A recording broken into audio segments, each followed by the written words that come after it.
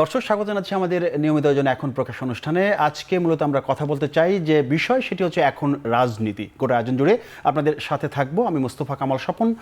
শুরুতে যদি এভাবে বলতে চাই যে গণ অভ্যুত্থানের পর সংস্কার ও নির্বাচন প্রশ্নে দুই মেরুতে ছাত্র জনতা এবং বিভিন্ন রাজনৈতিক দলগুলোর মধ্যেও রয়েছে মতভেদ। দেশের অন্যতম দল বিএনপি চায় প্রয়োজনীয় বা ন্যূনতম সংস্কার করে দ্রুত নির্বাচন, তারপর হবে বাকি সংস্কার। আর জামায়াতে ইসলামী নির্বাচন দাবি করলেও ভোটের আগে গুরুত্বপূর্ণ সংস্কারেই মনোযোগ তাদের। বিশ্লেষকরা বলছেন সুনির্দিষ্ট রোডম্যাপে কমবে মতভেদ, তবে সংস্কার না হলে আগের অবস্থায় ফিরে যেতে পারে দেশ, এমন আশঙ্কা করছেন কেউ কেউ। আপনারা শুনলেন আজকে আমাদের আলোচনার বিষয়। আমি শুরুতে একটু আমাদের যাদেরকে আমরা আজকে ডেকেছি আলোচনার জন্য একটু পরিচয় করতে চাই। শুরুতে রয়েছে মীর শরফত আলী সপু, বিএনপির নির্বাহী কমিটির স্বেচ্ছাসেবক বিষয়ক সম্পাদক। আছেন রিয়াজ আহমদ, নির্বাহী সম্পাদক ঢাকা ট্রিবিউন, এবং মোহাম্মদ রাশেদ খান, সাধারণ সম্পাদক গণ অধিকার পরিষদ। তিনজনকেই স্বাগত জানাচ্ছি এখন প্রকাশ অনুষ্ঠানে। শুরুতে আমি যেতে চাই একটু মীর শরফত আলী সপু আপনার কাছে। সেটি হচ্ছে, আজকে আপনারা একটি বৈঠক করেছেন 12 দলীয় জোট এবং সমমনা রাজনৈতিক দলগুলোর সাথে। সেখানে যে বিষয়টা আমরা জানতে পেরেছি যে আপনারা একটা বিষয় স্থির হয়েছেন যে ফ্যাসিবাদ বিতাড়িত হয়েছে, এখন দরকার নির্বাচন, গণতন্ত্রের জন্য এখন নির্বাচন বাকি। সেই সঙ্গে গণতান্ত্রিক সরকার প্রতিষ্ঠিত হলেই এই মুহূর্তে যত সমস্যা আছে সব সমস্যার সমাধান হয়ে যাবে। প্রশ্ন হচ্ছে, আসলে কি সম্ভব? নির্বাচন হয়ে গেলেই কি সব সমস্যার সমাধান করে ফেলবেন আপনারা? ধন্যবাদ, আপনাকে সুন্দর একটি প্রশ্ন করেছেন। আপনাকে ধন্যবাদ এবং দর্শক শ্রোতাদের ধন্যবাদ।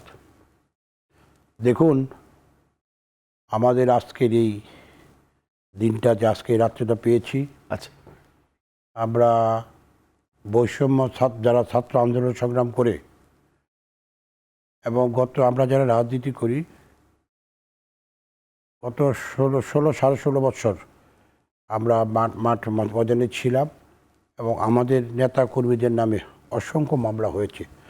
আমাদের নেতা ইলিয়াস আলী ভাই সহ, হিরু ভাই সহ প্রায় 6 থেকে 700 লোককে গুম করা হয়েছে ফ্যাসিস্ট আওয়ামী লীগ সরকার।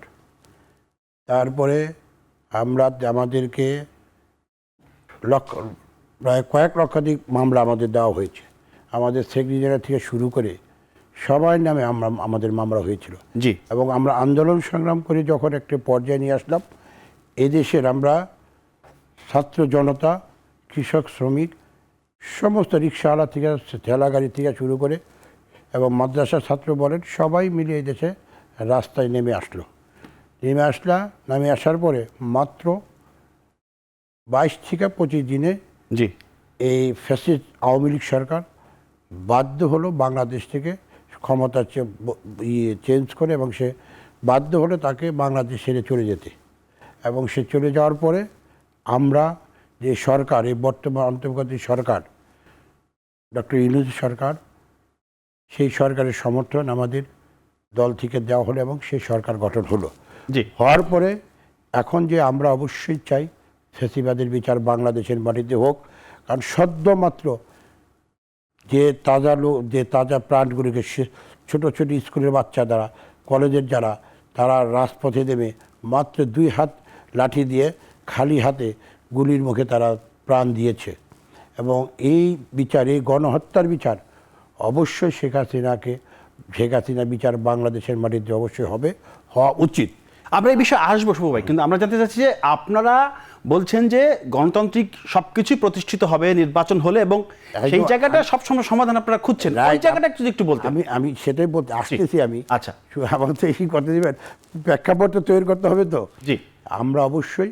আমরা এই অন্তর্বর্তী সরকারের কাছে আমাদের বক্তব্য এইটাই স্পষ্ট যে প্রয়োজনীয় সংস্কারের মধ্যে শেখ হাসিনার বিচার, তারপরে প্রয়োজনীয় যে বিভিন্ন যে সমস্যাগুলো আছে, এই সমস্যাগুলো অবশ্যই আমাদের পুলিশ বাহিনীকে সংস্কার করতে হবে, আমাদের প্রশাসন ক্যাডারের থেকে শুরু করে জুডিশিয়াল সার্ভিস। এবং এই সংস্কারটা আমাদের কোনো 2023 সালে জুলাই মাসে আমাদের ভারপ্রাপ্ত চেয়ারম্যান জনাব তারেক রহমান সহ এবং সমস্ত দল মিলে এই সংস্কারটাগুলো আমরাই তুলে দিয়েছিলাম। এই বর্তমান তো এই সরকার, তারা বলছে যে সংস্কার হওয়া প্রয়োজন। আমরা আরও আগে 2023 সালে বলেছিলাম যে সংস্কার হওয়া উচিত এবং সংস্কার এই জিনিসগুলো আমাদের 31 দফা আমাদের কর্মসূচি আমরা সেটা ঘোষণা করেছেন আপনারা, জি। করেছি এবং এখন প্রয়োজনীয় সংস্কারগুলি করে আমাদেরকে অবশ্যই রোড ম্যাপ দেওয়া উচিত। যে কথাগুলি আসছে যখন নির্বাচনে একটি রোড ম্যাপ চলে আসবে স্বাভাবিক ক্ষেত্রে আজকে দেশের আইন শৃঙ্খলা বলেন, যানজট বলেন, দ্রব্যমূল্য বলেন, দ্রব্যমূল্যের দাম প্রতিনিয়ত দাম বাড়ছে, এই জিনিসগুলি তখনই আসবে।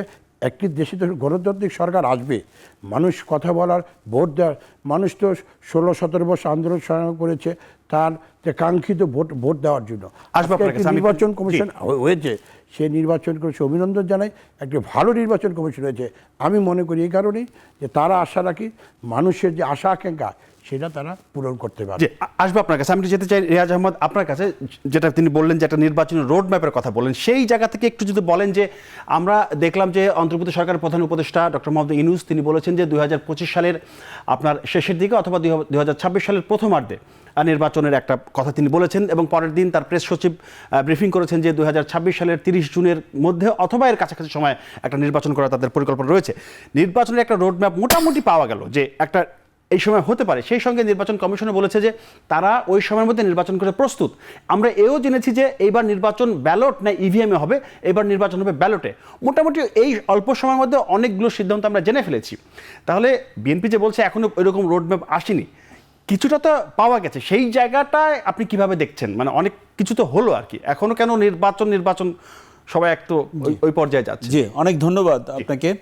এবং এটা সত্যি কথাই যে যখন রাজনৈতিক দলগুলো নির্বাচন নিয়ে কথা বলবে তারা কিন্তু একটা টাইমলাইন বোঝার চেষ্টা করবে, জানার চেষ্টা করবে। আচ্ছা, কারণ টাইমলাইনটা হচ্ছে যে তার একটা প্রিপারেটরি ফেজ আছে যে কোনো নির্বাচনকে কেন্দ্র করে, জাতীয় পর্যায়ে একটা নির্বাচনে। এটা রাজনৈতিক দলের দিক থেকে আপনি প্রেশার ট্যাকটিক্স বলেন, এক্সপেকটেশন বলেন, বা তার যে মাঠের রাজনীতি সেই কারণে যেভাবেই দেখি না কেন আমরা, এটা আন্ডারস্ট্যান্ডেবল যে এটা রাজনৈতিক দলগুলো এটা চাইতে থাকবে। অন্য দিক দিয়ে আসেন এবার, আপনি যেমনটা নিজেও বলছিলেন যে একটা সার্টেন টাইম ফ্রেম কিন্তু আমরা পেয়ে গেছি, মোটামুটি একটা পেয়েছি, end of the next year and between end of next year and middle of 2026। তাহলে এই সময়কালটা পেয়ে গেছে। এখন ব্যাপার হলো যে যখন বলা হয় যে রোড ম্যাপ বলতে বোঝায় আর কি, ধরেন যে একটার পর একটা, মানে অমুক দিনে নির্বাচন, তার আগে অমুক দিনে ধরেন এই শুরুতে ভোটার তালিকা ফাইনাল করা, তারপরে এই যে আপনি যেমন বললেন যে ডিসিশনগুলো, ব্যালটের ডিসিশন, সেগুলো হয়ে গেছে। এখন একই সাথে এই কথাগুলো যেমন ইম্পর্ট্যান্ট, একই সাথে এটা খুবই ইম্পর্ট্যান্ট যে দেখুন আমরা আজকে এই অবস্থানে যে আসছি বিগত 15-16 বছরে, সেটাও কিন্তু one of the main reason was যে আমাদের 3টি নির্বাচন সুষ্ঠু হয়নি। এমনকি এগুলো আদৌ নির্বাচন পদবাচ্য কি না সেটা নিয়েও আপনি প্রশ্ন তুলতে পারেন।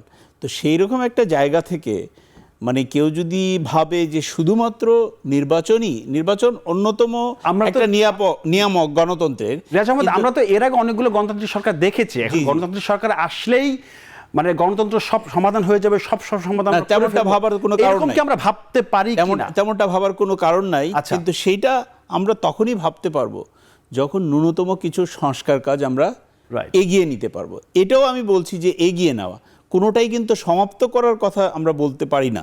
কারণ হলো এটা একটা কন্টিনিউয়াস প্রসেস, রিফর্ম হচ্ছে একটা কন্টিনিউয়াস প্রসেস। কিন্তু তার মধ্যে দেখেন প্রায়োরিটির যে জায়গাগুলো, অর্থাৎ যেটা শোভু ভাই একটু আগে বলছিলেনও একটা দুটো উদাহরণ হিসাবে, যে আইন শৃঙ্খলা বাহিনী, আচ্ছা হ্যাঁ, তারপরে ধরেন নির্বাচন কমিশন, এই ধরনের যে রাষ্ট্রের যে সংগঠনগুলো, প্রতিষ্ঠানগুলো, ইনস্টিটিউশনগুলো, সেগুলোর যে কার্যকারিতা এগুলো তো অনেকখানি নষ্ট হয়ে গেছিলো, ধ্বংস হয়ে গেছিল। সেই জায়গা থেকে এগুলোকে যদি একটা ক্যাপাসিটি ডেভেলপমেন্টের জায়গায় নিয়ে না আসা হয়, তাহলে election for the sake of election জাতিকে খুব একটা কিছু দিতে পারবে না। সেই জন্য ন্যূনতম, এবং আমি এইখানে কিন্তু লোকেরা যাই বলুক না কেন, আচ্ছা, আচ্ছা। বিভিন্ন নেতৃবৃন্দ বিভিন্ন কারণে রাজনৈতিক মাঠে বিভিন্ন বক্তব্য রাখেন, কিন্তু আপনি যদি মেজর রাজনৈতিক দলগুলোর বক্তব্যকে একখানে করেন গত 2-3 মাসের, আমি যথেষ্ট মিল খুঁজে পাই যে একই সাথে তারা কিন্তু বিএনপি বলেন, জামাত বলেন, সকলেই কিন্তু এবং অন্যান্য রাজনৈতিক দল সকলেই কিন্তু সংস্কারের প্রয়োজনীয়তার কথা স্বীকার করেছেন, কেউ অস্বীকার করেননি। যৌক্তিক সংস্কার একটা শব্দ আসছে বারবার। অন্যদিকে জি। নির্বাচনের প্রতিও তাদের একটা তাগাদা আছে, এটা আন্ডারস্ট্যান্ডেবল। তারা অবশ্যই তারা কিন্তু যারা বিশেষ করে যারা মনে করেন যে আগামী নির্বাচন সুষ্ঠু একটা নির্বাচন যদি হয়, তাদের যথেষ্ট প্রসপেক্ট আছে, তারা তো সেটার প্রতি আগ্রহী হবে, এটা খুবই স্বাভাবিক। কিন্তু একই সাথে এটা সবাইকেই বুঝতে হবে, বর্তমান সরকার বলেন, বিভিন্ন রাজনৈতিক দল বলেন, যে this is also hour golden opportunity Right. To do some minimum সংস্কার, যেগুলো আসলে এমনিতেই আমাদের থাকার দরকার ছিল, কিন্তু ওভার দ্য ইয়ার্স ইনস্টিটিউশনগুলো আমাদের নষ্ট হয়ে গেছে। সেই নষ্ট ইনস্টিটিউশনগুলোকে ঠিক করার জন্য যে সময় কিছুটা দাঁড় লাগে। করিয়ে দিতে হবে। আসবো আপনার কাছে। আমি একটু যেতে চাই মোহাম্মদ রাশেদ খান আপনার কাছে। আমাদের আজকের যে আলোচনা সেটা হচ্ছে এখন রাজনীতি। আমি রাজনীতি একটু জানতে চাই, সেটা হচ্ছে ধরেন বিএনপি বা জামায়াত ইসলামী বা অন্যান্য দল, তাদের যে সাংগঠনিক কার্যক্রম, যে শক্ত অবস্থান এই মুহূর্তে আমরা দেখতে পাচ্ছি, সেই জায়গাটায় আপনাদের যে দল গণ অধিকার পরিষদ, সামনে নির্বাচন, আপনাদের দলীয় যে সাংগঠনিক যে কার্যক্রম, মানে আপনাদের রাজনীতিটা এখন কেমন চলছে? ধন্যবাদ সবাইকে, গণ অধিকার পরিষদের পক্ষ থেকে শুভেচ্ছা। আপনারা জানেন যে 2018 সালের যে কোটা সংস্কার আন্দোলন, জি, সেই আন্দোলন আমাদের নেতৃত্বেই সংগঠিত হয় এবং সেটি একটি সফল আন্দোলন ছিল। আচ্ছা। এবং ওই আন্দোলনের পরে ডাকসু নির্বাচনে আমরা অংশ নিয়েছি। আমরা সেই নির্বাচনে ভিপি, জিএস সহ টোটাল 11টি পদে আমরা নির্বাচিত হই। যদিও আসলে 2টি পদে ঘোষণা দেওয়া হয়, কিন্তু আমাদের কাছে যথেষ্ট তথ্য রয়েছে যে টোটাল 11টি পদে আমরা নির্বাচিত হয়েছিলাম। এরপরে আমরা দল গঠন করেছি 2021 সালে। তখন আমরা যে ঘোষণা দিয়েছিলাম সেটি হলো যে আমরা কোটা সংস্কার আন্দোলন সফল করেছি, এখন রাষ্ট্র সংস্কার করতে হবে। দেখেন, ওই সময় আমরা বলেছিলাম যে দলীয় প্রধান তিনি রাষ্ট্রপ্রধান হতে পারবেন না, আচ্ছা। এবং একই সাথে প্রধানমন্ত্রী এবং রাষ্ট্রপতির ক্ষমতার মধ্যে ভারসাম্য আনা। জি। এবং একই সাথে আমরা এটিও বলেছিলাম যে বাংলাদেশের যে বর্তমান যে সংবিধান, এই সংবিধানকে রেখে কোনোভাবেই আসলে বাংলাদেশের পরিবর্তন করা সম্ভবপর নয়। এই যে রাষ্ট্র সংস্কারের যে আলাপগুলো, সেই সময় কিন্তু আমরা দল ঘোষণার সময় আমাদের যে 21 দফা কর্মসূচি ছিল সেখানে আমরা বিস্তারিত উল্লেখ করেছিলাম। অত্যন্ত ভালো লাগে যে মানুষ আসলে এখন ওই সংস্কারের কথাই বলছে, যেটি আমরা কোটা সংস্কার আন্দোলনের পর থেকে আমরা বলে আসছি যে কোটা সংস্কার আন্দোলনটা সফল হয়েছে, এখন রাষ্ট্র সংস্কার দরকার এবং সেজন্য নতুন রাজনীতির উত্থান। সেই কাজগুলো কিন্তু আমরা যে সংগ্রাম করে আসছিলাম, এই 24 সালেও আপনি দেখেন যে আমাদের যে ভূমিকা, আমাদের সভাপতি নুরুল হক নূর তিনি গ্রেপ্তার হয়েছেন, আমার বাসায় 2বার অভিযান চালিয়েছে। দল হিসেবে গণ অধিকার পরিষদ বিএনপিকে তারা কিন্তু বলে যে আপনারা এই আন্দোলনকে কাজে লাগান, যেহেতু আর আসলে কোনো ধরনের মানে রাজনৈতিক আন্দোলন করে আমরা হাসিনার পতন ঘটাতে পারছি না। আমরা দেখেছি 28 অক্টোবরে কিভাবে 2 ঘন্টার মধ্যে 10 লাখ মানুষকে রাস্তা থেকে সরিয়ে দেওয়া হয়, সেখানে হত্যার মতন পরিকল্পনা করে একজন পুলিশকে কিন্তু আওয়ামী লীগ নিজে হত্যা করে, এবং বিএনপি থেকে ওই অভিযোগ দিয়ে কিন্তু বিএনপি সহ অন্যান্য দলকে মাঠ থেকে কিন্তু নির্বিচারে গুলি চালিয়ে সরিয়ে দেয়। দেখেন, সেই 28 অক্টোবর থেকে যে দলটি সব থেকে বেশি সক্রিয়ভাবে মাঠে ছিল, সেই দলটির নাম গণ অধিকার পরিষদ। আপনার এই এখন টেলিভিশন তাদের সংবাদগুলো আপনি দেখেন যে আমাদের যে তারুণ্যের শক্তি, সেই শক্তি নিয়ে কিন্তু ওই সময় থেকে আমরা সংগ্রাম করে আসছি। সর্বপ্রথম বাংলাদেশে আমরাই স্লোগান তুলেছিলাম, হাসিনা মোদির নির্বাচন বর্জন করো জনগণ, হাসিনা মোদির নির্বাচন। আমরা এটাই বুঝাচ্ছিলাম যে বাংলাদেশে যে নির্বাচনগুলো হয়, দেখেন 14 সালে যে একতরফা নির্বাচন, 18 সালের পাতানো নির্বাচন, 24 সালের নির্বাচন, ভারতের আপনার পাতানো নির্বাচন, এটি কিন্তু আসলে বাংলাদেশে বলি ধরেন এই যে আপনি নির্বাচনের কথা বললেন, মনে আসলো জিনিসটা, সেটা হচ্ছে যে নির্বাচন, এইবারের নির্বাচনটা একটু অন্যরকম গুরুত্ব বহন করছে। এইবারের নির্বাচনটা, এই নির্বাচন আর আগের নির্বাচনের মধ্যে আশা করা হচ্ছে যে একটা পার্থক্য থাকবে। আপনি কি সেরকম কিছু আশা করছেন? কোনো পার্থক্য আপনি পাবেন এইবারের নির্বাচনে? ভালো কিছু কি আপনার আশা করছেন কিনা? ভালো কিছুর জন্যই তো হাসিনার পতন। আচ্ছা, হাসিনার পতন হয়েছে, এইবার অবশ্যই অবাধ সুষ্ঠু নিরপেক্ষ নির্বাচন হবে। এই নির্বাচন নিয়ে আমি মনে করি কেউ বিতর্ক সৃষ্টি করতে পারবে না, এবং বাংলাদেশে অভ্যুত্থানের পরে যে নির্বাচন হবে সেই নির্বাচনের দিকে কিন্তু শুধুমাত্র বাংলাদেশের জনগণ না, পুরো আন্তর্জাতিক বিশ্ব কিন্তু তাকিয়ে থাকবে। এবং আমি মনে করি বাংলাদেশে একটি নির্বাচনের রোল মডেল স্থাপন হবে, বাংলাদেশের নির্বাচনটা হবে আন্তর্জাতিক মানের, আমি দৃঢ় বিশ্বাস করি। তো আমি যে কথা বলছিলাম, আপনি যে প্রশ্ন করছিলেন যে আসলে আমাদের রাজনৈতিক কার্যক্রম কেমন চলছে, আপনি নিশ্চয়ই দেখেছেন যে গণ অভ্যুত্থানের পরে আমরা বিভিন্ন জেলায় সমাবেশ করেছি। আমার জেলা ঝিনাইদহ সদরে, সেখানে প্রায় 20-23 হাজার মানুষ নিয়ে আমরা সমাবেশ করেছি। আমাদের সভাপতি নুরুল হক নূরের পটুয়াখালীতে সেখানেও 30-40 হাজার মানুষ নিয়ে কয়েকটা সমাবেশ হয়েছে। এছাড়া চট্টগ্রামের লালদিঘির ময়দানে আমরা সমাবেশ করেছি, পুরো মাঠটা ভরে গিয়েছে। রংপুরে সমাবেশ করেছি। এরকম বিভিন্ন জেলায় আমরা 10 থেকে 12টি আমরা সমাবেশ করেছি। দেখেন, এই সমাবেশগুলোতে কিন্তু সাধারণ মানুষের যে ধরনের অংশগ্রহণ, গণ অধিকার পরিষদ যে ধরনের রাজনীতি শুরু থেকে করে আসছিল, এই যে রাষ্ট্র সংস্কারের যে আহ্বান, এই কারণে কিন্তু আজকে যেখানে আমরা যাচ্ছি, মানুষের যে উদ্দীপনা, মানুষের যে উৎসাহ, সারা বাংলাদেশে আমরা যেটি বলছি মানুষের কাছে যে এই মুহূর্তে দরকার রাষ্ট্র সংস্কার। কারণ কি? কারণ 53 বছরের বাংলাদেশের যে ইতিহাস, সেখানে আমরা দেখেছি যে আসলে কোনো সরকারি কাঠামোগত পরিবর্তন রাষ্ট্রের করতে পারেনি। এইবার দেখেন যে বিএনপি রাষ্ট্র সংস্কার করতে চাচ্ছে। বিএনপির যে 31 দফা বলা হচ্ছে, 31 দফা শুধুমাত্র বিএনপির না, আমরা যারা যুগপৎ আন্দোলন করেছি তাদের সম্মিলিত 31 দফা। অর্থাৎ এই যে রাজনৈতিক দলগুলো এখন সংস্কার চাচ্ছে, এটি কিন্তু অত্যন্ত ইতিবাচক দিক। এখন একটি দলকে দেখাতে পারবেন না যে দল আসলে সংস্কার চায় না। আমি মনে করি সরকারের উচিত এই রাজনৈতিক দলগুলোর মধ্যে যে একটি বোধোদয় হয়েছে, তারাও যে সংস্কার চাচ্ছে, এটিকে আসলে এক ধরনের ভালোভাবে নেওয়া। আমি একটা বিরতি নিব, তার আগে একটু যে আপনাকে একটা প্রশ্ন রেখে যাই, সেটি হচ্ছে যে আপনি যে বললেন আপনারা বিভিন্ন জায়গায় যাচ্ছেন, প্রচুর লোকজন হচ্ছে, মাঠ ভরে যাচ্ছে। হ্যাঁ, এখন ভোটের রাজনীতি কিন্তু ভিন্ন চিত্র, ভিন্ন কথা বলে। ধরেন আপনি এক জায়গা থেকে জয়ী হয়ে আসবেন, আপনি এমপি হয়ে আসবেন, সেই ভোটের রাজনীতি, সেই জায়গাটা আপনারা কতটুকু এগুতে পেরেছেন, কতটুকু যেতে পেরেছেন? কারণ আপনার তো শক্ত প্রতিপক্ষ রয়েছে। আলোচনা করবো বিরতির পরে এসে।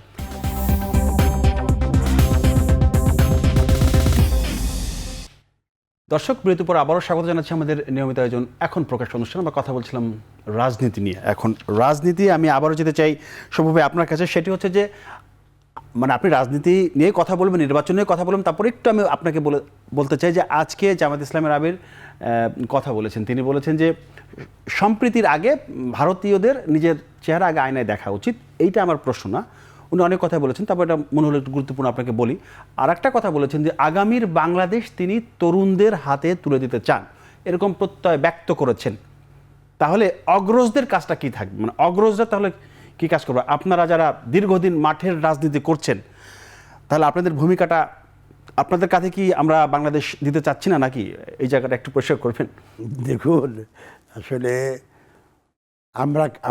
আমরা তো রাজনীতি করি, আজকে এই পর্যায়ে আসছি। আচ্ছা, তাই না? উনিও তো রাজনীতি করছেন, জামাতের আমির শফিকুল সাহেব, উনিও তো রাজনীতি করে আজকে এই পর্যায়ে আসছেন। আমরাও তো রাজনীতি করে, আমার রাজনীতি বয়স 37-38, ছাত্র রাজনীতি করেছি, স্বৈরাচারের সাথে আন্দোলন সংগ্রাম করেছি। তখন থেকে জেলের থেকে শুরু করে এই হাসিনার আমলে 250 থেকে 3 শতাধিক মামলা। সকালবেলা যেমন বাচ্চারা স্কুলে কাজে ব্যাগ নিয়ে যায়, আমরা সকালবেলা যেতাম কোর্ট, আমাদের কাজ শুরু হয়তো কোর্টে বারান্দা, এই বারান্দা সে বারিন্দা। তো এখন আমরা যারা আন্দোলন সংগ্রাম করেছি এবং তরুণ আর আমাদের মধ্যে তো কোনো ডিফারেন্স, তারা তো আমাদেরই সন্তান, আমাদেরই ভাই ব্রাদার, আমাদেরই ছোট ভাই। তারা যে জিনিসটা করেছে, আমরা যারা রাজনীতি করি, আমরা আন্দোলন সংগ্রাম করে একটা অবস্থায় নিয়ে আসছি। সেখানে ছাত্র জনতা মিলে, কৃষক শ্রমিক মিলে, আমি পূর্বেই বলেছি, সবাই মিলে সেই জিনিসটাকে সফলতা এনেছে। এবং এই সফলতাকে আমাদেরকে ধরে রাখতে হবে। নানান চক্রান্ত চলছে, দেশটাকে সামনের দিকে নিয়ে যেতে হবে।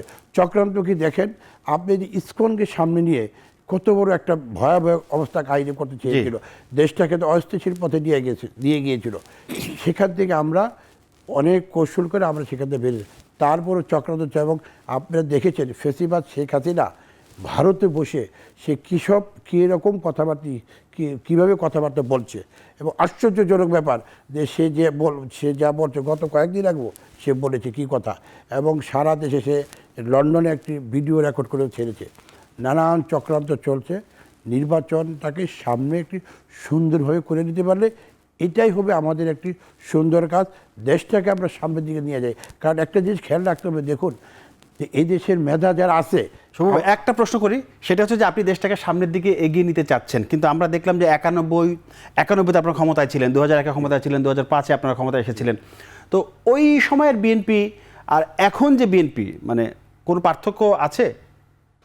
না, সেই সময় বিএনপি আর এখন বিএনপি পার্থক্য কি? বিএনপি কোন জায়গাটায়? আমি একটা কথা বলি, দেখুন আপনি, জি আমাদের তিনবারের প্রধানমন্ত্রী বেগম খালেদা জিয়া, উনি আমাদেরকে খুবই কাছাকাছি আমরা ছিলাম। উনি আমাদেরকে বলতে, দেখো আমরা দেশটাকে একটু সামনের দিকে নিয়ে যাই, এটা নেওয়া উচিত। এবং আমি চেষ্টা করেছি শেখ হাসিনাকে, বিরোধী নেত্রী তাকে বোঝানোর চেষ্টা করেছি আমরা দেশটা, কিন্তু সে সেটা বুঝতে চায়নি। আচ্ছা। সে একটা দেশকে অন্যদিকে ধাবিত করার চেষ্টা করেছে, এবং সেটা ভারত তাকে দিয়ে সেই জিনিসটা সাকসেস করেছে। এবং ভারতের যে আজকে আপনারা দেখেন, লক্ষ্য করে দেখেন, আমরা কথাই বলতাম যে ভারত কি নেকেটলিভাবে আমাদেরকে নিয়ে কি নোংরা রাজনীতি শুরু করে দিয়েছে। ইসকন থেকে তার পূর্বে আবার তারা আওয়ামী লীগকে নামিয়ে দিল। এই যে এখন নতুন করে শুরু করেছে গুপ্ত হত্যা, এই যে গুপ্ত হত্যা চলছে, আর কীভাবে অবনতি করা যায়, মানুষের দ্রব্যমূল্য জিনিস বাড়তেছে, মানুষ আজকে ঠিক মতো করতে পারছে না, খেতে পারছে প্রায় 14% মূল্যস্ফীতি বাজারে এগুলো টের পাওয়া যায়। শীতের সবজিতে স্বস্তি থাকলেও বাকিগুলোর অবস্থা খারাপ। সব কিছু সেটাই বলা, সব কিছু মিলে আজকে করছে। এই জিনিসগুলোকে আমরা ওভারকাম করে দেশটাকে একটা স্ত্রী সম্বন্ধে, দেশে যখন ডেভেলপমেন্ট কাজ হবে, কারণ আমাদের দেশ হলো সত্যিকার অর্থে যে যে আমাদের ডেভেলপমেন্ট ওয়ার্ক যে জিনিসটা হয় আমাদের, সেটা বিভিন্ন বড় বড় প্রজেক্টের মাধ্যমে হয়। সেই জিনিসগুলো আমাদের আজকে ধরেন দেশ যখন একটা নির্বাচনের দিকে মুখী হবে, একটা নির্বাচনী সরকার আসবে, নির্বাচনমুখী আসলে অনেক সমস্যা সমাধান হয়ে যাবে, অনেক ঘটনা ঘটছে, ডেভেলপমেন্ট হবে। আসবে আপনার কাছে। আমি একটু রিয়াজ আহমদ আপনার কাছে যেতে চাই, সেটা হচ্ছে বিএনপির যে প্রশ্ন আমি তাকে করলাম, ওই প্রশ্ন রেশ ধরেই কেন আমি প্রশ্ন করলাম যে পার্থক্যটা কোথায়। কারণ বিএনপি এবার দেখলাম যে 31 দফাগুলো আমরা পড়েছি, অনেক ভালো ভালো কথা সেখানে আছে। এরকম এর আগেও যখন আওয়ামী লীগ, বিএনপি বা অন্য দল দফা দেয়, এই দফাগুলো পড়তে শুনতে খুবই ভালো লাগে, কিন্তু যখন ক্ষমতায় যায় তখন এই দফাগুলো আসলে মনে রাখে না, এরকম দেখেছি আমরা, আমাদের যা দেখলাম। এবার তারেক রহমান বিভিন্ন সময় কথা বলছে যে একটা নির্বাচন দরকার, সেই নির্বাচনে যে ফলাফলই হোক বিএনপি মেনে নেবে। বিএনপি এও বলেছে তারা ক্ষমতায় গেলে জাতীয় সরকার গঠনের কথা বলছে। সব কিছু মিলে এই বিএনপির একটু মূল্যায়ন আপনার কাছে জানতে চাচ্ছি, যেহেতু সব্য ভাই বললেন। জি, অনেক ধন্যবাদ। আসলে এরশাদ উত্তর বাংলাদেশে যে গণতন্ত্রের, বিশেষ করে পার্লামেন্টারি ডেমোক্রেসির যে নবযাত্রা 91 সাল থেকে শুরু করে, আপনি দেখবেন যে এই সময়কালে বিএনপি এবং আওয়ামী লীগ বাংলাদেশের প্রধান দুইটি রাজনৈতিক দল, তারাই কিন্তু কোনো না কোনোভাবে ক্ষমতায় এসেছে। আমরা সেটাই দেখেছি। কখনো কেয়ারটেকার গভর্নমেন্ট সিস্টেমে হয়েছে নির্বাচন, কখনো দলীয় সরকারের অধীনে হয়েছে নির্বাচন, এবং that also made a very good difference. কারণ হচ্ছে যে কেয়ারটেকারের আন্ডারে কিন্তু বাংলাদেশে যে 4টা নির্বাচন হয়েছে, তার দুটোতে বিএনপি জয়লাভ করেছে, দুটোতে আওয়ামী লীগ জয়লাভ, মানে 91, 96, 2001 হ্যাঁ একটা ভালো গণতন্ত্র আমরা দেখেছি। এরপরেই সেইরকম একটা জায়গা থেকে আমরা কিন্তু সেই গণতন্ত্রের পথে হাঁটা, এই জায়গা থেকে অনেক দূরে সরে গিয়েছি, ছিটকে গিয়েছি। তো এরকম একটা জায়গা থেকে এসে আজকে বিএনপির যে মূল্যায়নটা করা, সেটা কিন্তু আপনার আমার স্মৃতিতে তার আগের যে সময়কাল, যেই সময়টায় সে বাংলাদেশের প্রশাসনকে চালিয়েছে, সেই সময়ের স্মৃতিগুলো আছে। কিন্তু অন্যদিকে দেখলে গত 15-16 বছরে বিএনপির যে স্মৃতি, আমাদের মানে নিকট অতীতের যে স্মৃতি, সেটা হচ্ছে বিরোধী দল, রাজনীতির মাঠে থাকার দল, এবং অসংখ্য মামলায় এবং হামলায় এবং নির্যাতনে নির্যাতিত হওয়া একটা দল। এখন ডেফিনেটলি আমি মনে করি যে তার একটা সেলফ রিফ্লেকশন নিশ্চয়ই এই দলের মধ্যে এসেছে, এবং তার রাজনৈতিক নেতৃবৃন্দের, এখন তো আমরা বক্তব্যগুলো প্রায় প্রতিদিনই শুনছি, বক্তব্য শুনে একটা দেশের ভিতর থেকেও শুনছি, দেশের বাইরে থেকেও শুনছি, তাদের যে নেতৃবৃন্দরা বক্তব্য রাখছেন, সেগুলোতে অনেক আশাবাদের কথা আছে, পরিবর্তনের কথা আছে, সংস্কারের কথা আছে, দেশকে এগিয়ে নিয়ে যাওয়ার কথা আছে। এখন ব্যাপার হলো যে এগুলো যদি আমরা একটা এই জুলাই বিপ্লবোত্তর বাংলাদেশে আজকে জবাবদিহিতার রাজনীতি, অ্যাকাউন্টেবিলিটি, এগুলো যদি এস্টাবলিশ করতে পারি, ইনস্টিটিউশনগুলো গঠন করতে পারি, তাহলে আমরা অবশ্যই যে রাজনৈতিক দলই ক্ষমতায় আসুক না কেন, 54 বছর তাদেরকে কিন্তু চিন্তা করতে হবে। 54 বছরে কিন্তু এই জবাবদিহিতা, এই যে আপনি এস্টাবলিশমেন্টের কথা বললেন, সেগুলো কি আসলে কি কিছুই হলো না? আমরা এখনো সেই সংস্কার, অনেকগুলো সংস্কারের কথা আমরা বলছি, প্রশ্ন হচ্ছে যে ধরেন সব সংস্কার করার জন্য কি সংসদ বাধ্যতামূলক করা দরকার কিনা? সংসদের বাইরেও তো কিছু সংস্কার করা যায়, সংসদের জন্য কিছু সংস্কার আমরা রেখে দেই। এতগুলো সংস্কার একসাথে করতে গেলে কি নির্বাচন আসলে কি দেরি হয়ে যাবে কিনা? আমার মনে হয় না নির্বাচন দেরি হয়ে যাবে। কারণ হলো যে সমস্ত সংস্কার করে নিয়ে নির্বাচন, এটা কিন্তু বর্তমান সরকারও বলেনি। কারণ আমি এর আগের বক্তব্যে বলেছিলাম সংস্কার হচ্ছে একটা চলমান প্রক্রিয়া। ব্যাপার হলো যে সংস্কারটা কতটুকু হবে আর কতটুকু হবে না, এটা নিয়ে হয়তো অনেকের মধ্যে আন্ডারস্ট্যান্ডিংয়ে একটু ক্লারিটির অভাব আছে। ব্যাপারটা হলো যে সংস্কার, কিছু কিছু সংস্কার যেগুলো সর্বমত গ্রহণযোগ্য, সেটা কিন্তু ফোকাস শুরু করে দেওয়া এবং শেষ করা নয়। এবং আপনি আগে আরেকটা কথা বলি যে professor Yunus one of his last statement কিন্তু একটা কথা বলেছেন, যেটা হচ্ছে যে যতগুলো রিফর্ম কমিশন হয়েছে, বিভিন্ন সেক্টরাল রিফর্মস কয়েকটা তো হয়েছে, তো সেগুলোর একটা কিন্তু এখন সর্ট অফ ফেডারেটিং সংস্কার কমিশন হবে, যেটার কাজ হবে যে কনসেনসাস, যেটার নাম হতে পারে কনসেনসাস কমিশন, জাতীয় ঐক্য কমিশন, যেটা হ্যাঁ কমিশন। কনসেনসাস কমিশনের একটা অন্যতম কাজই হবে যে এই যে সংস্কার প্রস্তাবগুলো আসলো বিভিন্ন কমিশন থেকে, এর মধ্যে থেকে শর্ট টার্মে, মিড টার্মে, লং টার্মে কি কি করা যায় এবং কোনগুলো, এবং এগুলো রাজনৈতিক দলগুলোর সাথে মতামতের ভিত্তিতেই। সো আমি তো মনে করি যে এটা খুবই ডেমোক্রেটিক একটা ওয়েতে আগাচ্ছে এবং এইখানে আলোচনার মাধ্যমে নিশ্চয়ই ফয়সালা করা যাবে যে কোন কয়টা সংস্কার নির্বাচনের আগে করা যায় এবং কয়টা সংস্কার নির্বাচন উত্তর যে রাজনৈতিক দল ক্ষমতায় আসবেন তাদের হাতে আমরা ছেড়ে দিব। জি, আসবো আপনার কাছে। আমি যেতে চাই একটু আমাদের আর একজন অতিথি রাশেদ খান। সেটি হচ্ছে যে আমি বিরতির আগে আপনার কাছে জানতে চাইছিলাম ভোটের রাজনীতি। আপনারা কোথাও গেলে আপনাদের প্রচুর জনসমাগম হচ্ছে, প্রচুর মানুষ আসছে, মাঠ ভরে যাচ্ছে, কিন্তু ভোটের রাজনীতির হিসাব আসলে ভিন্ন চিত্র। একটু আপনাকে বলে রাখি, নতুন একটি দল আমরা বোধহয় পেতে যাচ্ছি, সেটা হচ্ছে নাগরিক কমিটি। তারা হয়তো নতুন কোনো নামে হয়তো আসবে। আমরা জেনেছি গণমাধ্যমে যে তারা এরই মধ্যে 100টি কমিটি করেছে, 400টি কমিটি করার পরিকল্পনা তাদের রয়েছে। সেই জায়গাটায় আপনারও একটি নতুন দল বলা যায়। তো ভোটের রাজনীতির ক্ষেত্রে বিএনপি বা জামায়াত ইসলামের মতো দলের পাশাপাশি আপনাদের রাজনীতি, আপনাদের ভোট ব্যাংক কতটা সমৃদ্ধ? দেখেন, আমাদের আসলে ভোট এটি আসলে মূল বিষয় না। আচ্ছা, আমরা যেটি মনে করি যে ক্ষমতায় যেই আসুক না কেন, এই রাষ্ট্রের আসলে সংস্কার প্রয়োজন। কিন্তু রাজনীতি মানে তো আপনি ক্ষমতায় গিয়ে, নির্বাচনের মাধ্যমে ক্ষমতায় গিয়ে দেশকে আপনি সংস্কার করবেন, মানে এটাই তো রাজনীতিবিদদের একটা আলটিমেট গোল থাকে। দেখেন, ক্ষমতায় তো চাইলেই যাওয়া যায় না। আচ্ছা, ক্ষমতায় যাওয়ার জন্য সময়ের প্রয়োজন, দল গঠন করা, কমিটি গঠন করা, দলকে মানুষের কাছে পৌঁছে দেওয়া, এই কাজগুলো আমরা শুরু করেছি।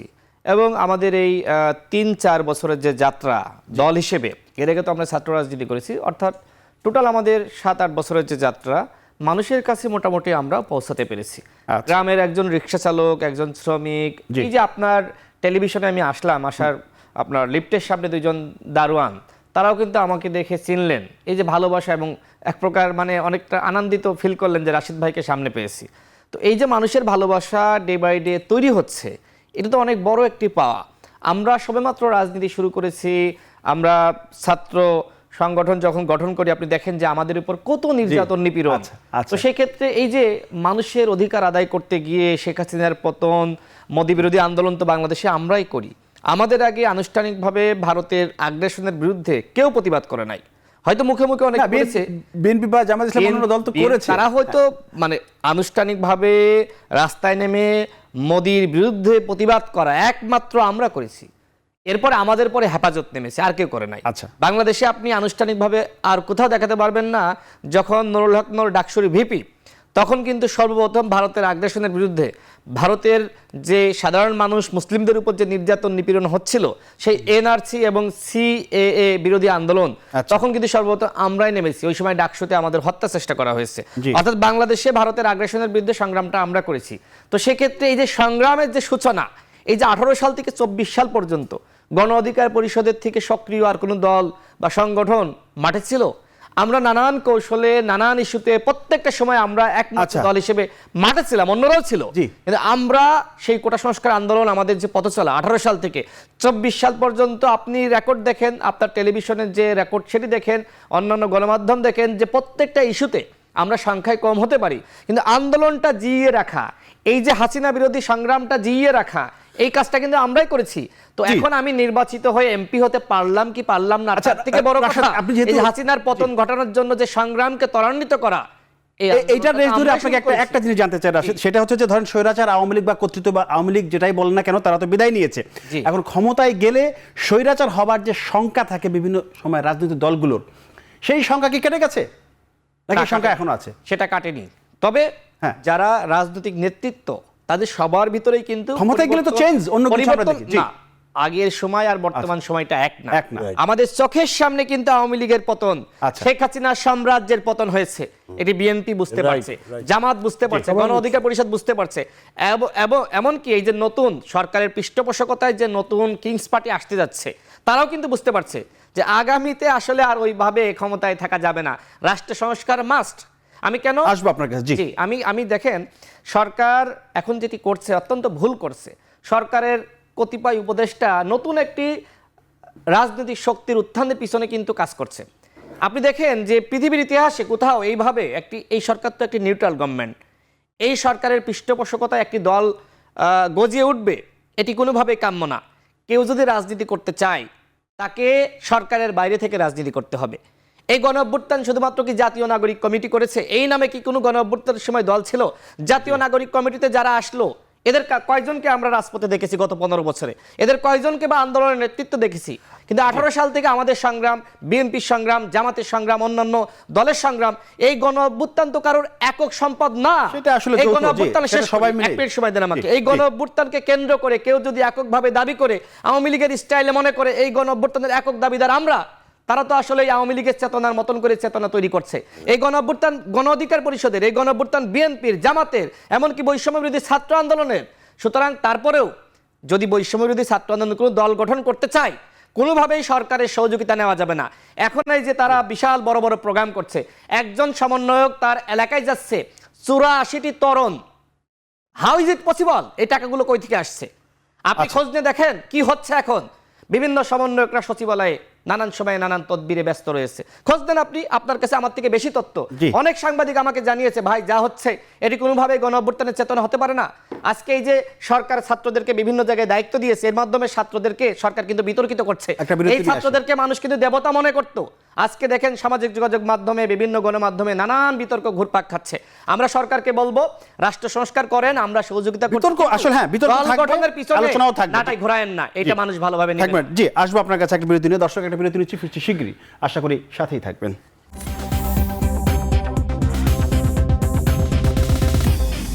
জি, দর্শক, বিরতির পর আবারও স্বাগত জানাচ্ছি আমাদের নিয়মিত আয়োজন এখন প্রকাশ অনুষ্ঠান। আমরা কথা বলছিলাম এখন রাজনীতি নিয়ে। আমি আবার যেতে চাই আমাদের অতিথি মীর শরফত আলী সুপু ভাই আপনার কাছে। সেটি হচ্ছে যে তারেক রহমানের একটি কথা দিয়ে আপনাকে আমি প্রশ্নটা করতে চাই। How did he তিনি একটি কথা বলেছেন যে যিনি এমপি হবেন আসলে তিনি কোনো পদ পাবেন না, আর যিনি পদ পাবেন তিনি এমপি হতে পারবেন না। ভালো উদ্যোগ, ভালো কথা, কিন্তু শেষ পর্যন্ত এই কথাগুলো কি থাকবে কিনা আপনাদের দলে? ধন্যবাদ, আপনি সুন্দর প্রশ্ন করেছেন। আচ্ছা। আপনাকে ধন্যবাদ জানাই। আসলে এটা তো নতুন, আমাদের ভারপ্রাপ্ত চেয়ারম্যান জি, জনাব তারেক রহমান সাহেব বলেছেন, এটা তো আমাদের আগেই ছিল, আমাদের শহীদ রাষ্ট্রপতি, এটাকে আমাদের প্রতিষ্ঠাতা আচ্ছা। শহীদ রাষ্ট্রপতি জিয়া রহমানেরই এটা চিন্তাধারা ছিল, ওনারই কথা ছিল, জি। এক ব্যক্তি দুই পোস্ট কখনো হোল্ড করবেন না। আচ্ছা। এবং সেটা হলো আমরা দেখেছি। এবং আমাদের চেয়ারপারসন দেশনেত্রী বেগম খালেদা জিয়া যখন এসেছিলেন, আসছেন, জি। তখন করে এক ব্যক্তিকে দুই পোস্ট দেওয়া হয়নি। এবং এটা তো কারণ আমাদের দল হলো বৃহত্তর দল, এই দলে অনেক লোক, অনেকে, আচ্ছা। 300 এমপিতে সব জায়গায় দেওয়া সম্ভব না, তাই না? এখন যোগ্য, স্বাভাবিক ক্ষেত্রে সবাই যোগ্য। এখানে 5টা লোক যদি এক এলাকায় থাকে, 5 জনই যোগ্য থাকে, সেখান থেকে পাবে কি একজন, আর বাকি 4 জন তাহলে কোথায় যাবে? বাকি 5 জন বিভিন্ন জায়গায় আছে। যদি আমাদের দল সরকার গঠন করতে পারে, সরকারের জায়গা বিভিন্ন জায়গায় প্রোভাইড করার আছে। তারপরে আপনি দেখেন, যদি মনে করেন যে দলের পোস্ট আছে, যেতে পারবে। এটা তো সঠিক কথাই উনি বলেছে। এখন আমরা জিনিসটাকে সামনের দিকে কীভাবে নিয়ে যাওয়া যায়, দেশটাকে, আজকে আপনি একটা জিনিস চিন্তা করে দেখেন, এই যে ছাত্ররাজনীতির প্রতি এই দেশের ছাত্র সমাজের অনীহা চলে আসছে। অনীহা চলে আসছে কেন আসা? এই মারামারি, ধরাধরি। আমি শেষ করি। জি, এই জন্য আজকে মেধারা এ দেশ ছেড়ে চলে যাচ্ছে কোথায়? বাইরে চলে যাচ্ছে, কেরালা। হ্যাঁ, হ্যাঁ। তাই দেশটাকে কে চালাবে? আপনি আমাকে প্রশ্ন করে, দেশটাকে চালাবে কে? হ্যাঁ। দেশটাকে চালাতে হলে আমাদেরকে মেধাকে ধরে রাখতে হবে। আমাদের দেশের আমরা কোনো বিতর্কিত কথা না বলে এটা সবারই দায়িত্ব। আপনি যেরকম সাংবাদিকের দায়িত্বে বসে Right. আমাকে প্রশ্ন করছেন, জি। আমি আপনাকে কাছে প্রশ্ন যে আপনাদের সবারই সার্বিক সহযোগিতায় আমরা দেশটা একটা সুন্দর নিয়ে যাই, সুষ্ঠু নির্বাচন সুন্দর আপনারা একটা চান। সুষ্ঠু এই তো, নির্বাচন জি। হোক। কারণ মানুষ গত 17 বছর 14 বলেন, 18 বলেন, 24 বলেন, 3টা নির্বাচন হয়েছে, মানুষ এই, কোনো জি, তার আমরা বুঝতে পেরেছি, ভোট এই দিতে পারেনি। নির্বাচনে আমরা আসলে আর না চাই না না, ভোট আমরা- দিতে না ভোট দিতে পারেনি। আচ্ছা। আপনি ভোট দিতে মানুষের কোনো অনেক কষ্ট মনে রয়েছে। এই আগামী নির্বাচনে মানুষ যত সেই ভোটটা ভোট দিতে দিতে পারে, পারে। ভোটাধিকার প্রয়োগটা নিশ্চিত করতে হবে, Right. এই তো আপনার দাবি। সেই ক্ষেত্রে জি, না, আমরা সেই ক্ষেত্রে আপনি আমার সবারই এই বর্তমান যে নির্বাচন কমিশন তাদেরকে সার্বিকভাবে সহযোগিতা করে। তারা যখন এই সহযোগিতার কথা আমি একটু রিয়াজ শেষ আহমদের করি, জানতে চাই। শেষ করে দিই। ভোটার লিস্ট করতে যখন তারা আসবে, আমরা মনে করি তাদেরকে ঘরে ঘরে নিয়ে ভোটার লিস্টে সবাই আমরা লিপিবদ্ধ করি, যেখানে ভুল ধন্যবাদ। ত্রুটি সেটা করি, যাতে করে সুন্দর একটি ভোটার লিস্ট হোক, সবাই ভোট দিতে পারে। ধন্যবাদ ধন্যবাদ সেখানে আপনাকে। যাতে করে আমরা সুন্দর অংশ দেশটাকে সামনের দিকে সামনের দিকে নিতে চাই। যে আমি একটু সহযোগিতার কথা বলেছেন, সরকারের পক্ষ থেকে যেমন সহযোগিতা করা হবে, রাজনৈতিক দলগুলো সরকারের কাছ থেকে সহযোগিতা নিবে। এই যে সহযোগিতা নেয়া দেয়ার যে সমন্বয় একটা হীনতা আছে, এই সমন্বয়হীনতা কিভাবে দূর করা যায়? রাজনৈতিক দল সহযোগিতা নিবে, আবার দিবেও। আমার তো মনে হয় যে সহযোগিতায় খুব একটা সমস্যা নাই আসলে। আচ্ছা। আমরা আবারও বলি যে রাজনৈতিক মাঠে যেসব পলিটিক্যাল রেটোরিক্স হয়, সেখানে ধরেন অনেক ধরনের নেতৃবৃন্দ অনেক কারণে, স্ট্র্যাটেজিক কারণে অনেক কথা বলেন, আচ্ছা, কিন্তু দিন শেষে আমরা যদি সমন্বয়ের জায়গাগুলো দেখি, সরকারের দিক থেকে কিন্তু সমস্ত পদক্ষেপগুলো টাইম টু টাইম থ্রু ধরেন আমাদের চিফ অ্যাডভাইজারের জাতির উদ্দেশ্যে ভাষণের মধ্য দিয়ে হোক, প্রেস ব্রিফিংয়ের মধ্য দিয়ে হোক, বিভিন্নভাবেই কিন্তু এগুলো কমিউনিকেট করা হয়। এবং এমনও বলা হচ্ছে যে আগামীতে যে সংস্কারগুলো আসবে, যেটা এর আগের বারও বললাম, যে সেই সংস্কারের ব্যাপারেও ন্যূনতম যে একটা ঐক্যমতের জায়গা, সেটা রাজনৈতিক দলগুলোর সাথে আলাপ আলোচনার ভিত্তিতে হবে। অন্যদিকে আমি মনে করি যে বৃহৎ যে রাজনৈতিক দলগুলো আছে এই মুহূর্তে, যারা ভবিষ্যতে যে সুষ্ঠু নির্বাচন হলে পরে সেই নির্বাচনের মধ্য দিয়ে সংসদে একটা ভালো অবস্থানে যাওয়ার আশা রাখে, সেই ধরনের রাজনৈতিক দলগুলোর নেতৃবৃন্দরা আপনারা কিন্তু দেখবেন যে প্রায়ই কিন্তু গভর্নমেন্টের বিভিন্ন পর্যায়ে তারা কিন্তু মিট করেন, কথা বলেন, দেখা সাক্ষাৎ করেন।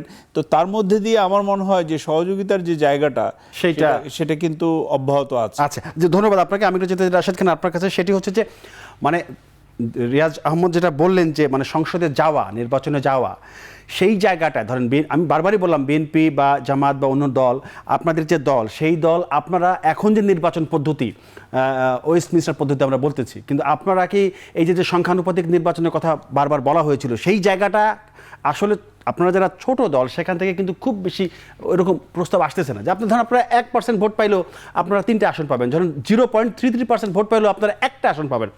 সেই জায়গাটা তো আপনারা এখন, আপনাদের দাবিটা কি আসলে? এরকম কোনো দাবি আমরা এখনো দেখছি না। অন্য দল কিন্তু চাচ্ছে। নির্বাচন সংস্কার কমিশন এবং সংবিধান সংস্কার কমিশনের কাছে আমরা আমাদের প্রস্তাবনা দিয়েছি, সেখানে আমরা স্পষ্টভাবে উল্লেখ করেছি যে এখন নিম্নকক্ষে প্রচলিত সিস্টেমে ইলেকশন এবং উচ্চ কক্ষে যেটি হবে, ওই প্রচলিত সিস্টেমে দলগুলো যে পরিমাণ ভোট পাবে সেই অনুযায়ী উচ্চ কক্ষে আসন দিতে হবে।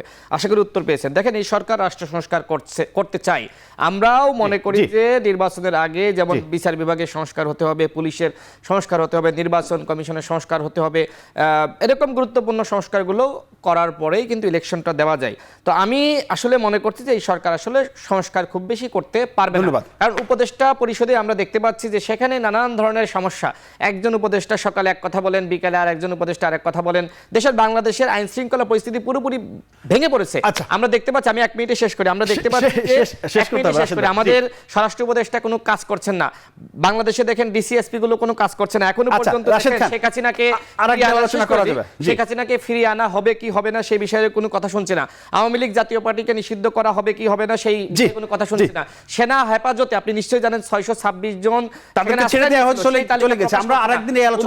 শেষ করে দিই 30 সেকেন্ডে। উবায়দুল কাদের পালিয়ে গেছে, তাকে আসলে যদি আপনি বিচারের আওতায় না আনেন তাহলে কার গণহত্যার বিচার করবেন?